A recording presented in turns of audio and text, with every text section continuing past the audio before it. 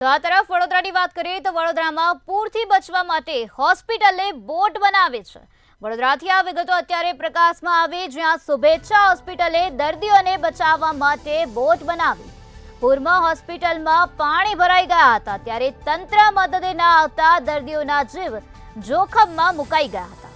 જીવના જોખમે દર્દીઓને શિફ્ટ કરવામાં આવ્યા છે। જેસીબી ટ્રેક્ટરની મદદથી દર્દીઓને શિફ્ટ કરાયા। દર્દીઓને જીવના જોખમે શિફ્ટ કરાયા, પરંતુ તંત્ર વહારે ના આવ્યું।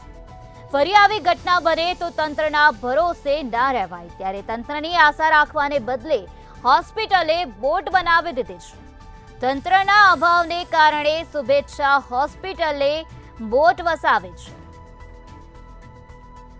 તો વડોદરાથી આ વિગતો પ્રકાશમાં આવે છે, જ્યાં શુભેચ્છા હોસ્પિટલે દર્દીઓના બચાવ માટે બોટનું નિર્માણ કર્યું છે, બોટ બનાવે છે। પૂરમાં હોસ્પિટલમાં પાણી ભરાઈ ગયા હતા, ત્યારે વહીવટી તંત્ર મદદે નહોતું આવ્યું।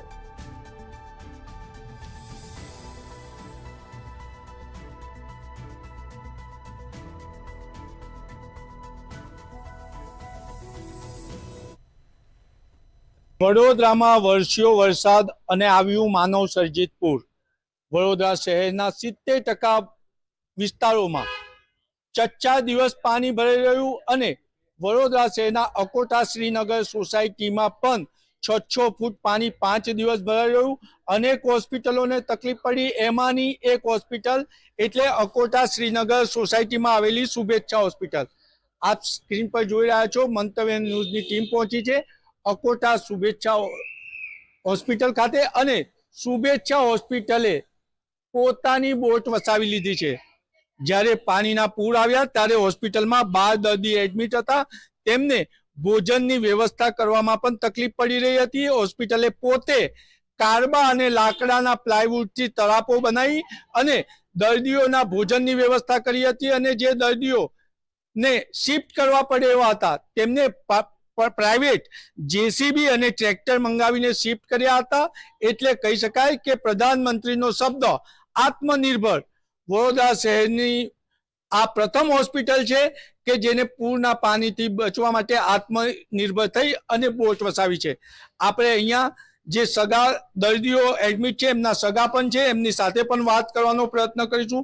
શું કહો છો? શુભેચ્છા હોસ્પિટલમાં ચચ્ચા દિવસ પાણી ભરાઈ રહ્યા અને બીજી બાજુ ચેરમેન એવું કહી રહ્યા છે કે તળાપાને ટ્યુબ વસાવો, ત્યારે શુભેચ્છા હોસ્પિટલે પોતાની આત્મનિર્ભર થઈને બોટ વસાવી છે। તમે શું કહેશો? હોસ્પિટલે પોતાની રીતે પણ પોતાની પૂરગ્રસ્ત એરિયામાં આવી ગયેલી, થોડી પાણી બહુ ભરાયા, પણ સગવડતા માટે એક પોતાની સ્વતંત્ર બોટ પણ વસાવી, એમાં દર્દીઓને સ્ટાફને બધાને મદદરૂપ પણ થઈ શકાય એવું સારું પગલું ભર્યું છે, સારું કર્યું છે। કોર્પોરેશન જોડે આટલી બધી બોટ જે પણ છે 20-25, એમાંથી કોઈ કામે લાગે ના લાગી એવું પણ થયું છે। તો એવા સમયમાં હોસ્પિટલે એક સારી રીતે સારા કામ માટે એક બોટ વસાવી છે, સરસ કર્યા, સારું કહેવાય એવું કરું।